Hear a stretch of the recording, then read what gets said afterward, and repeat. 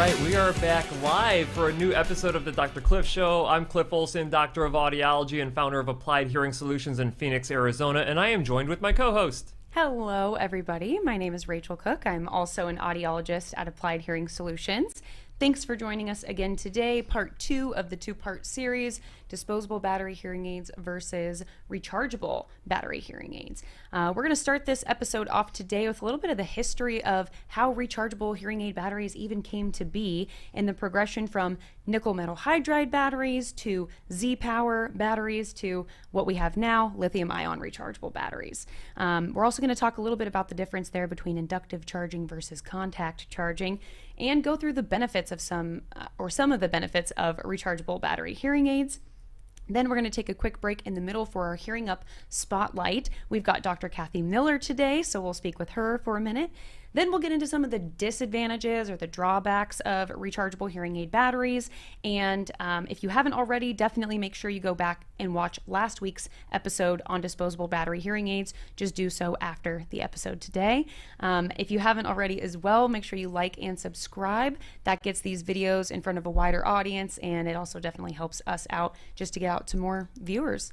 And also, make sure that you ask questions early and often in these episodes. We've got our incredible audiology resident here who's fielding all of the questions, and as long as you're asking early enough, there's a chance that we can answer them at the end. So ask away. Yeah, I think we got 50 questions last week, and we were able to answer like 5 of them. So if it's a really good question, chances are it'll get answered on the show. But we do want to give you an update from last week, actually. So we were talking about all the disposable battery hearing aid options. Now, if you have not seen that episode, after we're done today, go back and check that one out, because that one is a really good one as well. We do talk about rechargeable technology there too, and how it compares to disposable battery technology. So that would be an interesting watch. But we had talked about the different sizes of disposable batteries in that episode, talking about size 10, size 312, size 13, and size 675. But my buddy, Dr. Scott Frink from up at Salem Audiology, he reached out to me after the episode and said, "Hey, Cliff, before you were in audiology, in fact, when you were probably like in grade school, there was a size 5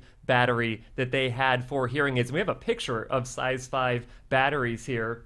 And this was 1995 for the earlier completely in-canal devices. And they actually had a red tab. So they're on the left-hand side of the screen on both of those pictures. That is the size 5 battery. Now, for a lot of individuals, peeling the sticker off of a size 10 battery, which is right next to it, is difficult. Can you imagine how difficult it would have been to peel the sticker off of a size 5 battery? Oh my gosh, I have a hard time handling a size 10. So I was very surprised to see that. And then when you looked at the other graphic next to it that had showed kind of the heights or how tall that those batteries were, the fact that size 5 was about half of the width of the size 10, I'm like, how did they get any smaller? That's not even possible. I know, right? Well, they ultimately determined that's just too small. The smallest we're going to go from now on is size 10, and I think it's a good call, because you probably get, 1 day of battery life out of a size 5 battery? Yeah, half a day, a couple of hours, maybe. Right? Yeah, wouldn't be a good long-term battery option. But I'm sure that some people are upset that they got rid of it, because size matters for a lot of people out there. But before we get into the rest of our show, guys, and start talking about rechargeable battery technology, let's talk about our first sponsor. So most hearing aids come with a warranty and loss and damage, accidental damage insurance. The warranty covers anything that your provider cannot fix in the office. They can send it off to your manufacturer. The manufacturer will fix it at no additional charge, and then your provider gets those devices back to you. And you can use the warranty as many times as necessary inside of your warranty period. So if the warranty is 1 year, you can send it in as many times as you need to inside of that time period. No questions asked, basically. However, loss and accidental damage insurance does function differently, because it can only be used 1 time. And this means that if you lose your hearing aids or damage your hearing aids beyond the point that you can get them repaired, you can do that 1 time and that's it. And after that, you actually have to purchase new devices. And this means that you need ESCO, basically. So ESCO specializes in providing loss and damage and repair insurance coverage for your hearing aids, so you do not have to pay for expensive repairs or buy new hearing aids before you are ready. Their in-warranty coverage plan covers loss and accidental damage if your devices are still under the original manufacturer's warranty. and their Protection Plus plan covers loss and accidental damage even if your devices are out of their original manufacturer warranty. They do have a variety of different coverage plans. If you want to check them out, all you have to do is go to esco.com/Dr. Cliff, and all Dr. Cliff Show viewers get a $10 Visa gift card just for registering your hearing aids. So thank you, Esco. Okay, and with that, we're jumping straight on into the history of rechargeable batteries today. Now, they've had an interesting kind of progression through the years. They started out with the nickel metal hydride rechargeable batteries, and those first came out in 2015, and they were the first rechargeable hearing aid on the market. Now, the only issue is that they didn't last all day. These batteries had a reduced life at the time, and so people were getting a majority of a full day of wear out of them, but they definitely needed to go back in the charger quickly, and they generally also needed replacement year after year after year, so those would have to be switched out by the manufacturer at that point. And that there's a picture up on the screen there of that very first one. These were actually the Signia, which was at the time Siemens Pure, their 2015 model. So that's that first rechargeable hearing aid there. Yeah, they also had those in Costco, I remember, with the e-chargers is what they called those chargers. And, you know, really the whole idea of rechargeable came about because for a lot of individuals, it is hard to change those disposable batteries. So that was really what kind of led the charge into this whole rechargeable world. Because when you think about it, I mean, battery manufacturers probably would prefer to manufacture disposable. They probably sell more of them, when you do it that way. But, they realized that a lot of things were starting to go rechargeable. You had cell phones out that were lithium rechargeable for a while. So they were starting to try to figure out how do we get some kind of rechargeable technology going with these devices. And so, like you said, we started out with the nickel metal hydride, and then that eventually progressed into the silver zinc batteries. And one particular company was doing this silver zinc, which was Z-Power. And these were around 2016 is when they came out. I remember going to a conference and having the Z-Power hearing aids there on display and kind of showing how they interacted and how you would retrofit a pair of hearing aids, disposable battery hearing aids. Oh, yeah. And it was very interesting. And I'm like, wow, that could be the future of these of this technology is going the rechargeable route. So I found that to be, and there you go, you have a picture of that on the screen where it has silver zinc, and it says silver zinc, but that is actually a piece of gold. That's a gold cap that they have on that, which kind of controlled the voltage of that. And the thing that was really neat is that you could actually swap out those with disposable batteries at the same time. But the problem was that these were horrible. Yeah, I'm not going to mince words here. Those batteries were horrible. It created a whole debacle inside of the industry of devices being recalled, hearing care professionals like yourself and myself basically telling patients, we apologize, let's get you into a completely different hearing aid that uses either disposable or a different form of rechargeable technology. And it was just really, it was a disaster. Well, I think the Z-Power company also went out of business.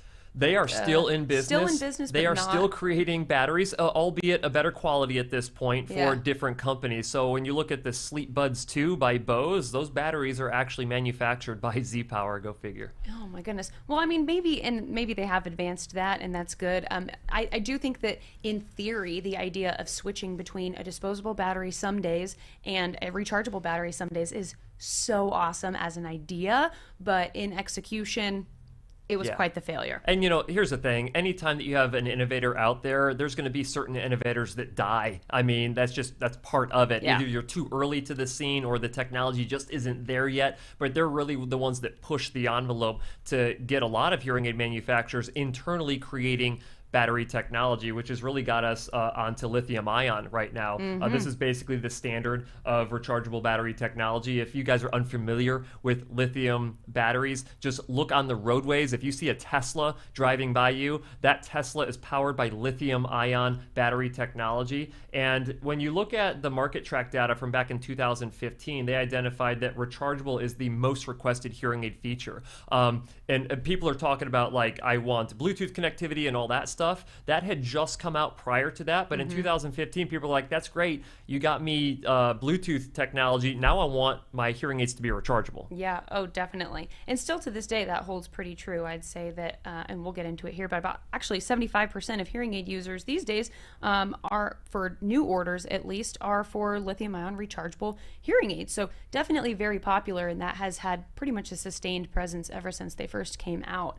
And the first one that did come out with a lithium-ion rechargeable battery was the Phonak Audeo Belong. And so we've got a graphic of that there too. And then you can see that was the very first lithium-ion rechargeable battery. And these ones used contact charging. And so these ones have little metal kind of dots on the bottom of them, and those are battery contacts. And when they sit in this charger, they make contact with the charging contacts inside of the charger, and that's how the transfer of power occurs. Yeah, and that ended up progressing into using inductive technology eventually. And, it's a mix with the different manufacturers of whether or not they choose to go contact charging or galvanic charging, which is Signia now at this point, or using inductive charging, right? Or the contact charging that you see there. So there's a variety of different ways to use lithium battery technology. Just depends on the manufacturer and which one they seem to be most appropriate. Definitely. But overall, I guess we'll get into benefits here pretty soon. Yeah, in fact, what do you think that the first benefit is of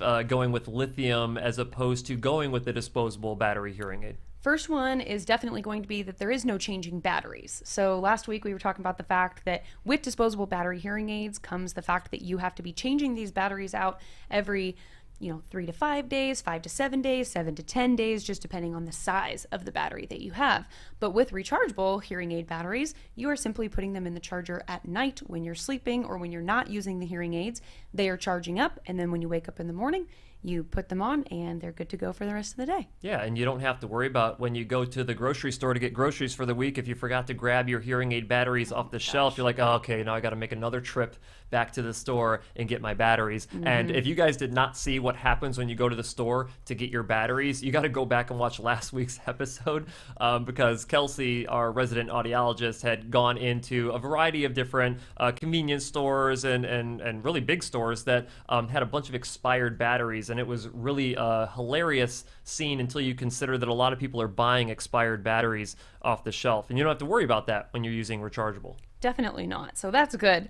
They also are a pretty reliable power option. I think at the moment, most rechargeable hearing aids on the market are going to have a runtime between 16 and 30 hours on a single full charge. And that's pretty great. That's a large majority of most people's day-to-day. Now, this definitely changes based on the model of the hearing aid that you have and also on streaming usage. And we'll get into that here soon, but basically the idea of how often are you having it connected to an external device like a phone or a laptop, and how much of that time is being spent streaming something from one to another, because that definitely eats up power quickly.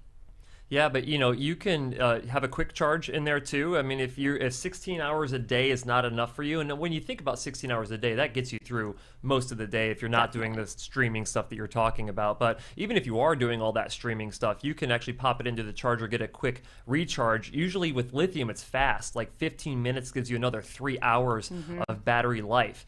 So it doesn't take a huge amount of time. You basically go take a shower after going to the gym. You have them in the charger when you're showering. When you get out, they have another several hours worth of use to them, They're right? Ready, yeah.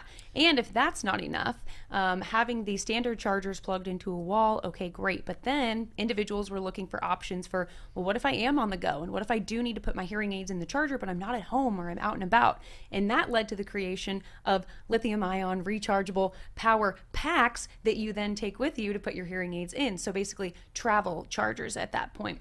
And we've got a graphic of one of these as well. This would be the Oticon Smart Charger, and these chargers hold additional recharges within them for the hearing aids so that you can take your hearing aids anywhere and recharge them anywhere. Yeah, and there's no additional attachment here. It's literally a power bank stored inside of that charger, and it's not even that big, and it gives you several additional charges if you don't have power. But we also have an additional one from Phonak. They have a power pack there that it's essentially an additional device that you purchase and you plug into the bottom of it, and it stores additional charges as well. Or you can just leave these things plugged into the wall and just have them act as your regular charger. But for people who are on the go, if you travel internationally a lot and you're on a flight, you need to be able to charge your hearing aids, because you're not going to make it the whole way. By the time you get there, your hearing aids would be dead. So being able to have a power pack or something like that just in case is a good idea. And then you think of, we've had a lot of storms,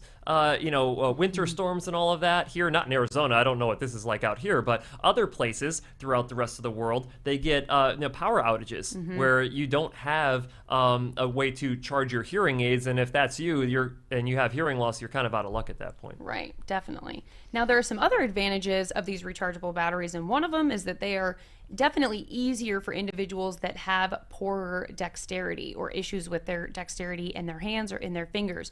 No more changing those little teeny tiny batteries out anymore. You're simply placing them into your charger and pulling them back out of your charger the next morning. So that was great. We also lost the concern of battery ingestion overall by kids or by pets. Now, they can still ingest batteries if they decide to eat the entire hearing aid unit as a whole. Don't do that. But no. Yeah, definitely not recommended. But we lost that, tiny battery that just falls out of your hands, falls on the floor, and then is picked up by someone that you really don't want picking it up, like a child or like an animal. Yeah, and that can be deadly. So that's something you have to concern yourself with. But the other thing here is that not only are you not taking it out of the hearing aid to drop on the floor accidentally, but you can seal these batteries inside of the battery compartment much better, which usually gives you a higher level of moisture resistance. There's actually some hearing aids that use the inductive charging to where charging your hearing aids creates no ports of entry for any type of moisture, so it can make the hearing aids extremely moisture resistant, and you don't have all the environmental waste as well. So what did they say? That the average hearing aid user will go through 800 batteries over the course of the life of a hearing aid. Yeah. I know the batteries are small, but put 800 batteries together and you'd be like, holy cow, that is a ton of battery waste. And the worst thing that you can do is send that to a landfill. But you don't have to worry about that with the lithium rechargeable. In fact, when lithium rechargeable batteries are recycled, you can recycle a lot of the components out of a lithium battery that has been utilized to its full capacity. Right, definitely. So better on that front as well. Now, something that's been really interesting is that a lot of these rechargeable hearing aids actually have access to additional features that are not available in their disposable battery counterparts. That's been newer over the last couple of years. So for example, Phonak has a feature called tap control, and that would be where you kind of do a quick double tap on your ear, and that turns on different features like starting and stopping streaming from your phone or answering a phone call. That is only available in the rechargeable battery format. That is not a feature that's available with a disposable battery device. Right, and you also have motion sensor hearing, so it's in the same Phonak hearing aids, but if you get up and you have movement, the hearing aid microphones would do a different configuration as opposed to when you're sitting down like in at a table and having a conversation with someone. So that's another one. And then also Activent receivers, and I've done videos on all of these if you want to check them out on the YouTube channel, but Activent receivers are only compatible with the rechargeable version of Phonak hearing aids as well. So which is, I guess you could look at it as a pro and a con, but from a pro side, like, these are really cool features to have, and a good reason to have lithium battery technology. Definitely. And if it's a feature that you've got your eye on, you just have to be aware of that as you move forward, that it's only going to be available in a rechargeable format. We also had individuals, or in the data that they took on differences between satisfaction rates with disposable battery hearing aids versus rechargeable. There's about a 30% higher satisfaction rate with rechargeable hearing aids. Now, that has to be important to you going into it, right? So if rechargeability or ease of use or dexterity concerns is something that you're worried about initially, and then you get these great rechargeable hearing aids, then of course you're going to be highly satisfied with them. But if it's something that doesn't really bother you from a dexterity standpoint, or you just keep them scattered in the disposable batteries in your purse and car and wherever else you are, then maybe you wouldn't be more highly satisfied with them. Yeah, and this has a lot to do with identifying which one makes most sense to you. The reason we call this the battle between rechargeable and disposable is because there's no necessarily right answer for everybody. And when we start, talking with our hearing up provider today, we're going to be talking about this aspect of, someone might love rechargeable, someone might hate rechargeable, someone might love disposable, someone might hate disposable. You really have to spend the time to figure out what is exactly right for that individual and then select that particular option. Definitely. Now we're going to jump into our Hearing Up spotlight here in just a moment to meet with Dr. Kathy Miller. But before we do that, we need to do a quick sponsor segment. And so our next sponsor is Eosera. Today's product that I wanted to talk about is actually their Ear Itch MD, because a common report that we have in the clinic all of the time is itchy ear canals. And that could be for a variety of reasons. You may just have allergies, you may have some skin sensitivities, and you might just be a new hearing aid user that's not used to having anything in your ears for extended periods of time. Regardless, it's an annoying sensation. And what we don't want individuals doing is trying to scratch that itch with an object like a Q-tip or a bobby pin or anything like that. We definitely would like to avoid that as much as possible. So Eosera has an entire lineup of ear care products, but one of those being their Ear Itch MD. It's got a slight amount of lidocaine in it, but also some healthy oils to help kind of moisturize the ear canal and make sure that it's not too dry, that's causing that flaking or that irritation. What's nice about this is it's also a little bit of a spray, so you can spritz a little bit in the ear canal before bedtime just to kind of moisturize everything and hydrate everything, or about 15 minutes before you put your hearing aids in to try to reduce some of that itch sensation. So again, they've got an entire lineup of products, so definitely visit eosera.com to look at everything that they offer and use promo code CLIFF20 and that will get you 20% off of your entire purchase. So thank you so much to Eosera. All right, so thank you, Eosera. Now, this is probably my favorite part of every episode that we do, which is the Hearing Up Provider Spotlight. Our provider today has actually been in the Hearing Up Network for really since it began. If you guys don't know what the Hearing Up Network is, basically is a network of hearing care professionals who are committed to following best practices in audiology. So if you are looking for an excellent hearing care professional near you, going onto hearingup.com and looking up one of the providers in the network is definitely in your best interest. So we've got Dr. Kathy Miller today. That we do. So Dr. Kathy Miller received her schooling at Indiana University, also the University of Louisville, and the University of Florida. She's been practicing audiology for 20 years. She's currently working at Doctor's Hearing Care, which is based in New Albany, Indiana. I hope I'm saying that correctly. And something really exciting that she just told me is that Doctor's Hearing Care is celebrating their 20th year anniversary, which is really, really awesome. So we're very excited to be joined by Dr. Miller today. Hi guys, thank you for having me. I'm excited to be here. And yeah, I've been an audiologist longer than 20 years, but Doctor's Hearing Care is having its 20th year anniversary. So I'm pretty proud of that. So how long have you been practicing then? Just a little bit longer than that. I took a few years off to do the mom thing and stayed home for a little while and then jumped right back in and then started a practice. So here I am. Very cool, very cool. Well, thanks for joining us and taking time out of your day. I know you're a couple hours ahead of us out there in Indiana, I believe. So thanks for sticking around after the workday. But, obviously we're talking about rechargeable battery technology today. Rechargeable stuff was just starting to come out when I was in grad school. But you've seen the transition right through your career going from disposable battery transitioning into rechargeable. So what are your thoughts in general with rechargeable tech? We love the rechargeable batteries. I was a little skeptical at first when they came out. Like anything, I kind of hold back just a little bit before I jump in and start putting all my patience in something. And we had that issue with the Z powers, like you were talking about. We were right in the middle of that. But then with the lithium ions, we've done great, and most patients love them. And when you said 75% of patients, I would say that's about what our practice is. It's about 75% rechargeable now. So we love them. And I've been doing this long enough. I don't remember a 5 battery either. Oh, really? Battery size 5. No. Well, Scott Frink, he's been around for literally ever. I kind of joke that he's the oldest audiologist out there. Yeah, well, I mean, and then his dad also being one. I mean, he's literally grown up in the industry up until this point. True. So, right. Well, very cool. So, I see a lot of pediatrics as well, and I think you talked about peds last time, maybe with disposables, but I find that my pediatric patients, the children who have hearing loss, those families go both ways too. Some of them are really interested in rechargeable, and then some have been with disposable for a while and they want to stick with that. They're afraid that if their child goes home from school with another kid or something and they don't pack a charger, then they're a little bit afraid of that. And they really like the comfort of being able to know they can just put a battery in anywhere that they need to. And so I probably got about a 50-50 split on that with rechargeable for pediatrics. So. You know, we don't work with pediatrics, but, you know, a lot of our adults who are concerned about, you know, getting caught traveling and they forget to take their charger from home, a lot of them will get one of those like smart chargers or a power pack and throw it in their suitcase and literally leave it in their suitcase until they travel, so they never run the risk of leaving home without it.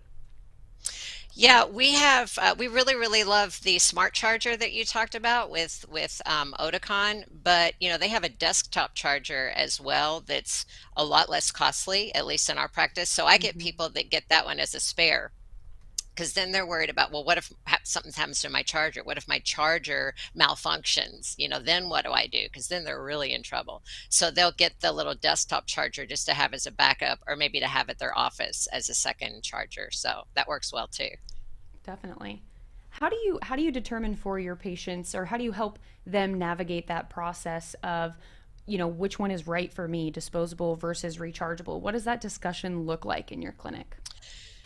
A lot like what you talked about. You just evaluate the patient and say, what is your lifestyle like? You know, do you travel a lot? You know, I talk about finger dexterity. Can you pick up the battery?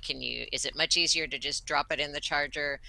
Visual acuity is important. A lot of times it's, you know, really difficult even for me now to see some of those little batteries. So we just do it on a case by case basis. You know, we know, like you, that one size does not fit all.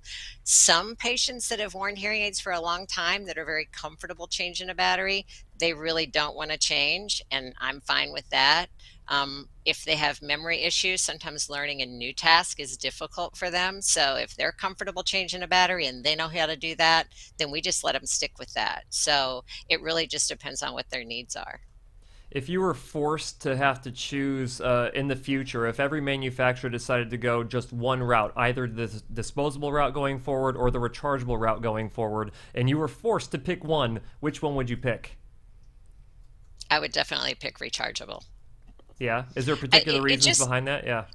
I think it makes it easier for everybody. You don't have to worry about buying batteries, so there might even be a little bit of a you know, cost advantage there. You do have to buy the charger, but you don't have to buy batteries.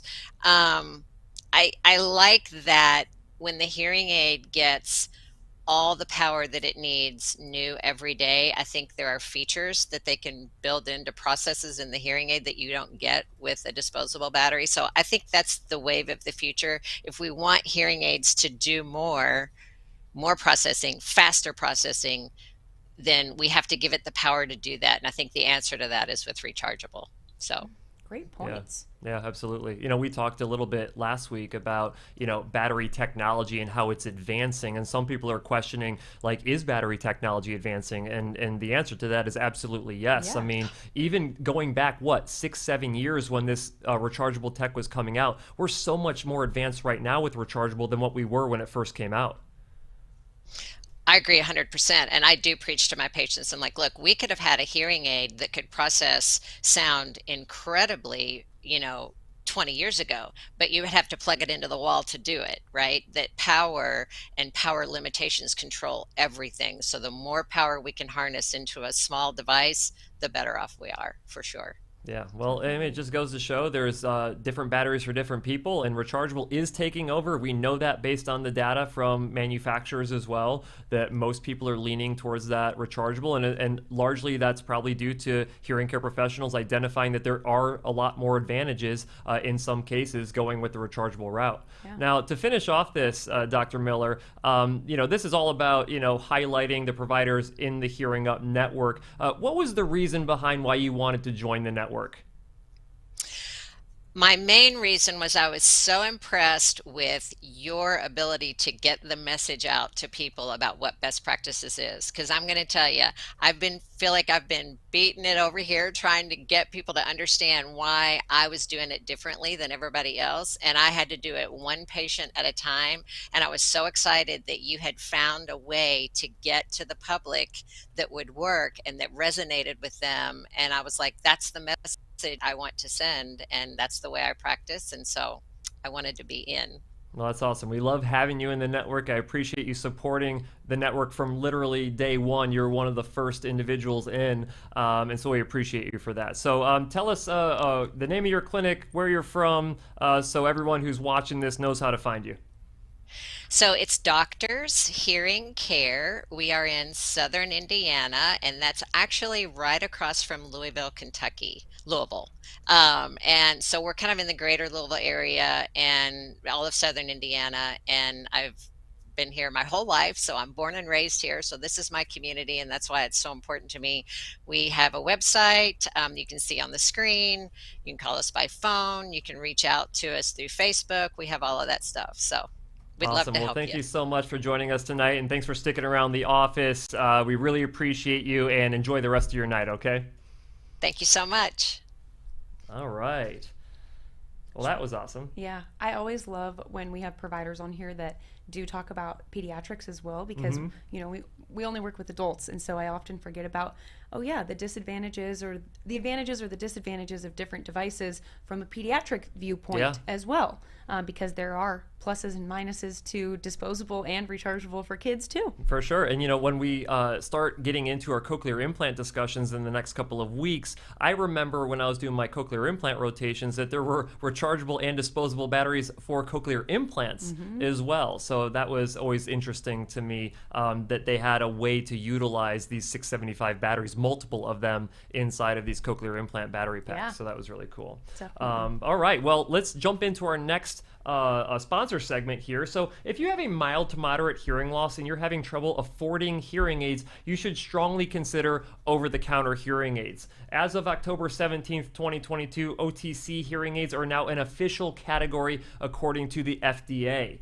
meaning that these devices you can now purchase online are regulated, which is huge because you could get direct-to-consumer devices for years, but it was literally the wild, wild west. But you still have to be careful because not all of these devices are created equal, which is why you should check out the Santro over-the-counter hearing aid. The Santro devices were developed by Soundwave Hearing out of Oak Brook, Illinois, and they are a receiver in-canal design, which is one of the more popular designs of a hearing aid, and they use their AutoTune app that you can use to program the over-the-counter hearing aids, making it possible to customize your own audio settings. And if you have difficulty doing that on your own, you can actually take these into your hearing care professional, and they can help you optimize them if you find a provider who is willing to do so. You can learn more about the Santro devices at www.hearsoundwave.com, or you can check them out on my website, hearingup.com, where I have done a review video on them. So make sure that you go check them out if you are interested in over-the-counter hearing aids. All right, now we're going to move from the advantages of rechargeable battery hearing aids into some of the disadvantages. And one of the first ones with that is that in the event that the rechargeable battery needs to be replaced, they generally cannot be replaced by the user at home.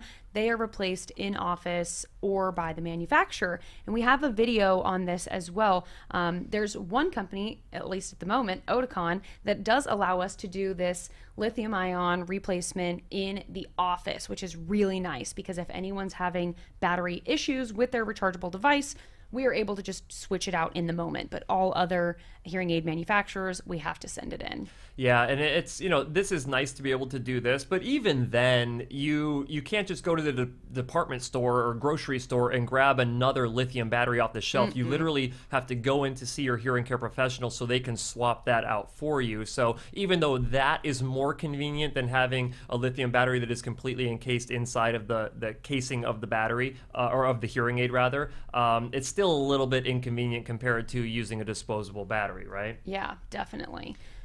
Now they're also, as we've been speaking about, they're dependent on a charging unit. So you either have to have a charger that plugs into the wall or a smart charger that has the internal battery on the inside of it. But regardless, if you're going to be spending more than about a 24-hour period somewhere, you have to have some sort of charging unit with you, and generally that's not too much of a problem. It's just the remembering to bring said charging unit that tends to be the problem. And that's why I mentioned, like, if you travel a lot, throw a charger inside of your suitcase and you leave it there. And then when you leave the hotel or wherever you go, like, you got to make sure to pack it back up again. Otherwise, if you're a forgetful person, you might want to get 4 or 5 chargers and just leave them everywhere, just like you would do with disposable batteries, right? Yeah. So that can be a disadvantage because, these chargers are not free. You have to purchase them. So that would be, I guess, a negative on that side as well. And you are limited in size and style options. There, with lithium technology, those batteries do have to be at least a certain size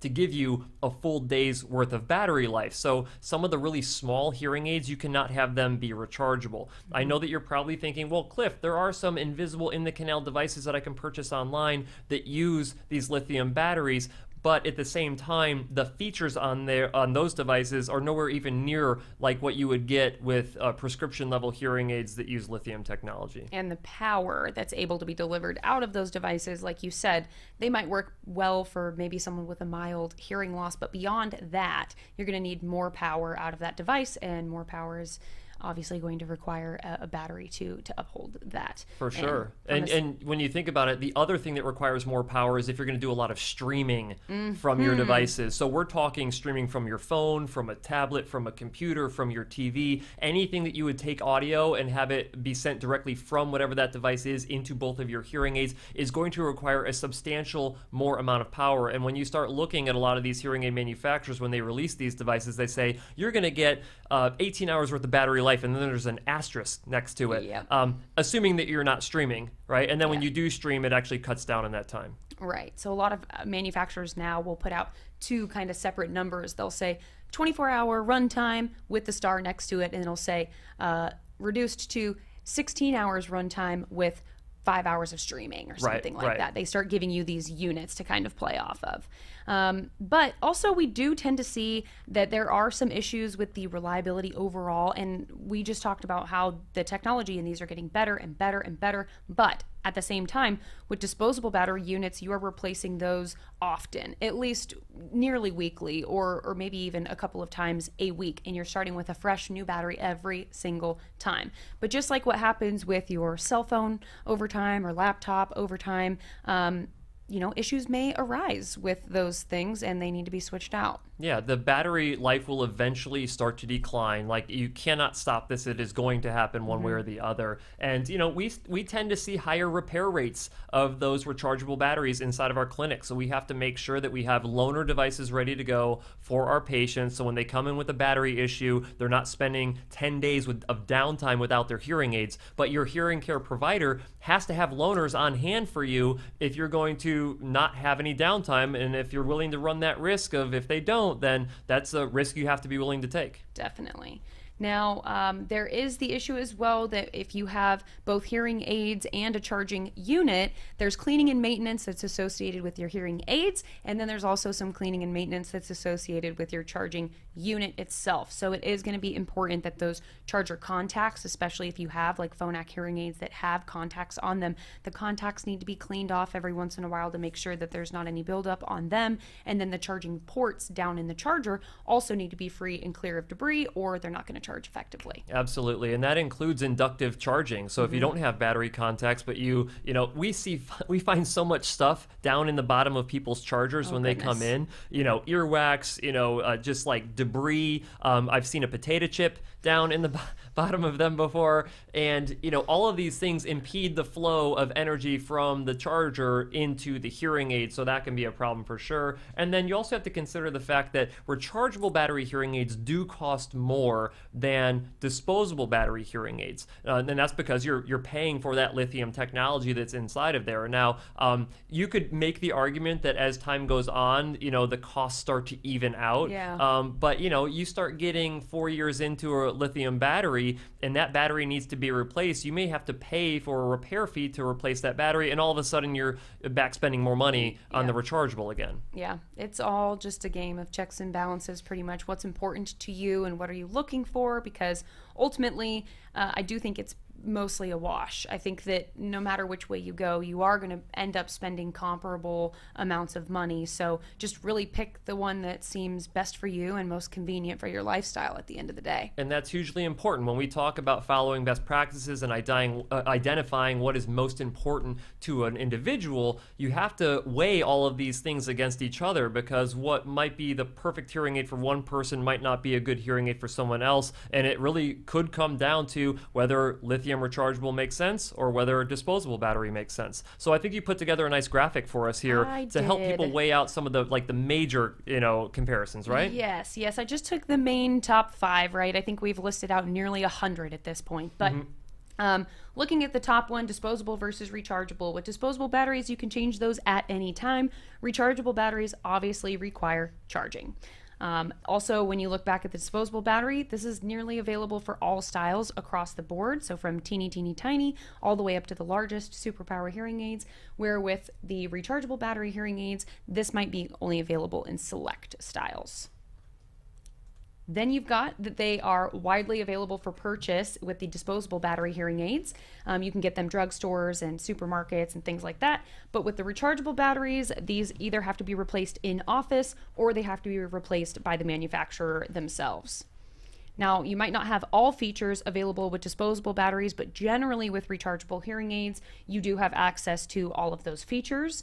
And disposable batteries can be difficult to change if you have poor dexterity, and can be easier to change or just charge rechargeable hearing aids if you have poor dexterity. So I think those are the biggest ones, at least. Yeah, moral of the story here is that if you feel overwhelmed by all of the pros and cons of disposable versus rechargeable, this is exactly what you pay a hearing care professional to do for you, to talk you through all of these things. I've spent 20 minutes discussing pros and cons of battery technology with a patient before, because if that's what it comes down to make sure you get the right hearing aid, that's what you need to do. Definitely. Awesome. All right. Well, that is it for our discussion of the pros and cons of both disposable battery technology and rechargeable technology. It is now time for Q&A, so we are joined again with Kelsey. Thank you so much for joining us again today. Well, thank you again for having me. Again, great engagement online. I feel like just every time we're doing this, more and more people are engaging live. So it's been really, really fun. But we do have quite a few questions, so we'll just jump right in. The very first question is there an ITC rechargeable hearing aid out now? There are ITC, 3. Yeah. There are 3. At the moment, we have the Starkey ITC rechargeable, we have the Resound ITC rechargeable, and we have the Signia Incio ITC rechargeable. Caveat, generally they're built a little bit larger than an ITC, and so an ITC in the canal hearing aid most of the time tends to sit pretty flush with the opening of the ear canal, and I will say that as I've seen, these tend to be built a little bit more like a half shell, which is about a step up from an ITC rechargeable unit. Yeah, and that's why I hesitate so much to agree with that, is because they are bigger. I've never seen one. You would have to have a really big ear canal to be able to fit everything, including a lithium battery, inside of your ear canal with a device that can do all the things that the devices that you were talking about. They do tend to be more like a half shell when you really look at it. Yeah. What I will say is, at least with some of them now, they're really building them to look more like earbuds. For some manufacturers, like the Resound ones, they look a little bit more like earbuds, so they're less hearing aid-esque, if you will. So if that's, visibility is a concern, they do have some interesting looks to them now. So definitely investigate that and talk to your hearing care professional about those devices. For sure. Okay, how many charges can you get before you have to replace the rechargeable battery inside the hearing aid? Man, the amount of charge. So there's no like amount of charges, but a lot of the manufacturers will say these batteries are rated for X amount of years. So like the one that's off the top of my head, the Phonak devices, they typically say that their batteries are rated for 6 years. They will decline over the course of that time. So by year 6, you are not getting the same battery life as you did day 1 with your hearing aid. And we often encourage patients to send those devices back in, probably at least midway through that time period, to get a new lithium battery inside of those hearing aids, so it kind of starts that clock over again. Yeah. Okay. My concern with Rechargeable is that I stream a lot. I also have severe to profound loss on one side and a profound loss across the board on the other. I'm not sure that the battery would actually last me 12 to 14 hours a day that I wear mine. Depending on the make and the model. So recently, a lot of behind the ear, BTE, hearing instruments have come out as well. And for example, the Signia line, they've got their Motion Charge and Go. Those are rechargeable behind the ear hearing aids. Now they're generally considerably larger than receiver and canal hearing aids, but man, the battery life on those is long, especially for their ultra power one. I believe that they have those at, it's like between 30 and 40 hours on a single charge or something like that. I know that the number 30 has been thrown out there before. So it really just depends on the make and the model. So maybe something like that could handle all the streaming and the severe to profound loss. But you're playing with fire is what you're doing. Fire, for sure. You know, and this is why I think that it's a good idea to experiment with it. So typically you'll go through some kind of a fitting protocol with whatever clinic that you go to.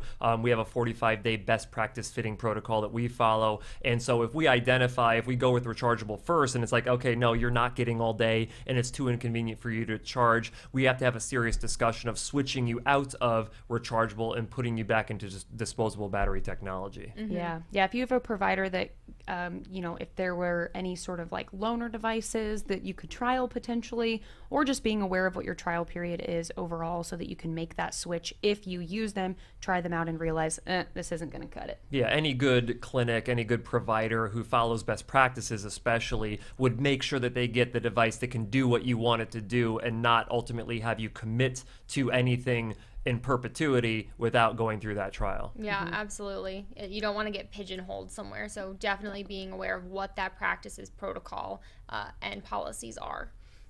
Okay, how close are they to coming up with a more than 1 day rechargeable hearing aid? So the way I read this question is, the one single charge lasts longer than a day.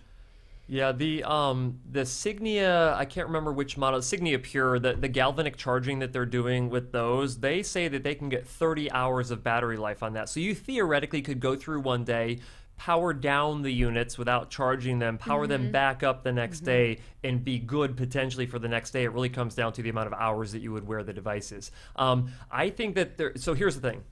I think that manufacturers are more worried about getting more features inside of a hearing aid that require more power usage rather than extending the life of the battery. Right. So like if you could improve your signal processing 2 times and improve your ability to understand speech and background noise, that would be substantially more important to people than getting 2 days of battery life out of a recharge. Definitely. And I think until most smartphone batteries change over to having really long extended lives as well, most people are going home and charging their smartphones at the end of the day. And until that kind of societal rule changes in the eyes of the consumer, then like you said, it's probably going to be more of a feature on, or more of a focus on features rather than battery life. But I will say that I did do this with Signia devices, with Widex devices, just to see, okay, how long of a wear time could I actually get out of them? And I did it with Signia hearing aids and Widex hearing aids, and I did exactly what you said. I pulled them off the charger, I used them for a full day, powered them down without putting them back in the charger, turned them back on the next day, did it again, and both units were able to, with no streaming, both units were able to get me through 2.5, nearly 3 days. Nice. So it was pretty good, actually. Yeah. But I also had them programmed very, very softly. Yeah. I didn't have them programmed for a major hearing loss or anything. So again, a lot of variables in these results for sure. And the amount of digital features you would have activated for noise reduction. Are you actually going into a background noise situation where those would be employed? Totally. So yeah, it's highly variable. And I think too, the practicality of it is, we're not sleeping in our hearing aids for the most part, even with the disposable batteries. Now, we do have some patients who do sleep in one hearing aid so that they have environmental awareness while they sleep, and then they just change their batteries more frequently. But most people are not sleeping in their hearing aids, and so what is the practicality of them investing that time in research when they could, again, invest it elsewhere? And I guarantee you, even if they could get it to last longer, they're also considering getting that hearing aid smaller, because people want the hearing aid smaller too. I was just going to say, there's all these trade-offs you have to think about. I was going to say a longer, bigger battery life on the hearing aid means it's going to be larger, and then they keep getting, the companies are, working to make them tinier. So, Well, the companies do what consumers want. They do. They do surveys. They find out what people want, and when more people want more features than they do longer battery life, they're going to go more features. That's because what focus on. That's their role, is to create what people want, right? Definitely. Absolutely. This comes from another dispenser. I have a favorite rechargeable, and I'm curious to know which manufacturer is your favorite for rechargeable hearing aids. She says she's a Phonak gal herself. I like Phonak for rechargeable. I don't know, that Oticon is starting to pull me, because anytime we have any kind of battery issue, I can pop that sucker out in the clinic, replace it, the patient's happy immediately, and we're not having to go through a bunch of additional work to set up loaner devices for our patients, for them to take them home. I mean, I'm a big reliability and convenience guy, and so if you ask me, I'm leaning more towards Oticon for that. I love that we can change those out in office. I also love that their software warns us when the battery health or the integrity of the lithium-ion battery is starting to decline, so it can literally say, hey, heads up, you should probably switch this battery out. And we do, and we can right then and there. Very convenient. I just want to be very clear when I say this, though. It does not matter what I think or what I like. It matters what my patient wants, based on discussing this with them. So if they're like, oh, I don't care, like I'd prefer the other features that Phonak has, then we go with a Phonak hearing aid, hands down. But if they're like, no, I want to be able to come into the office and get my battery changed, and that's the most important thing to me, well, then we're going Oticon, right? Yeah, definitely. What's going to be the best to a provider and the best to a patient is going to, I mean, a lot of times they're the same thing, but a lot of times it's not the same thing either. What's easier and more convenient for us just may not come with the same advantages there to the patient. And I think, too, what's easy and more convenient for us is whatever is most effective for our patients, because ultimately that's why we became audiologists. It's why we work in a healthcare setting, is because we want that to be good for the patient, and we're going to do whatever it takes to make that happen at that point. Okay. This one comes from your mom. Oh, okay. Bring it up. My mom or her mom? Your mom. Okay, go figure. She's very active on our Facebook live feed. So this is actually from our video from last week, but reiterated this week as well. So I really like my rechargeable batteries, but sometimes my left ear will run out at the end of the day before I take out my hearing aids. Why does that happen? I have Phonak, by the way. Yeah, you can answer that, because I don't want to get in trouble for this one. I would say it really does depend which ear has the streaming connectivity linked up with it. So for Phonak, you do have to pick is the right ear dominant or is the left ear dominant. So if it's hooked up to your left ear for Bluetooth streaming, then your left ear is actually going to die a little bit quicker than your right ear. Also depends on the level of hearing loss that you have in each ear. So if you've got a more severe to profound on one side and a little bit more of a moderate on the other side, that'll also eat power faster. For sure. Sorry, Mom. Sorry. I think I have in the past as well, if there is an asymmetric hearing loss and there's going to be one ear that pulls more power just by the nature of being on, I'll make the other one their primary Bluetooth connection, and that way we keep that the disparity as little as possible between the battery life on each device. For sure. I think we got time for one more. Okay, we actually only have one more. Oh, perfect. Wow, we actually got through all of them. What are some, in summary, because I know we've talked a lot about it throughout the episode, but in summary, what are the 3 top things that drain your battery the fastest? Streaming, power, and digital features digital enabled. Features. So this is kind of fun. I fit someone with a rechargeable hearing aid, and they said, Cliff, I only want my hearing aids to be in the background noise program where it focuses everything in front of me. It focuses on everything in front of me, right? And I did that, and he came back the next week at his 1 week follow-up, and he's like, I'm getting 9 hours of battery life out of these hearing aids. And I'm like, well, we have every digital feature enabled to like the gills. Like we have everything enabled there. And there's no way that I can give you that and give you all day battery life with a rechargeable battery hearing aid. So I had to switch him to disposable size 13 battery so he could get 4 days of battery life out of a size 13, which you should be getting 10 days out of. Exactly. So, you know, digital features will chew the heck out of your battery life. That they will. But again, trade-offs, what's important to you. And not everybody needs the full noise, reduction programs 24/7. So yep, definitely. Awesome. Well, I hope that this made some viewers able to make an easier decision on their own. Probably didn't. Probably made it harder. We probably were like, here's more choices, and okay, bye. Yep, absolutely. But hopefully you guys enjoyed it anyway. If you like this show, make sure you give it a thumbs up. If you're not subscribed already to the channel, do that as well. You can find us every Wednesday, 4 p.m. Arizona time on Facebook Live, YouTube Live, and WTSMTV.com. And as always, we'll see you next week.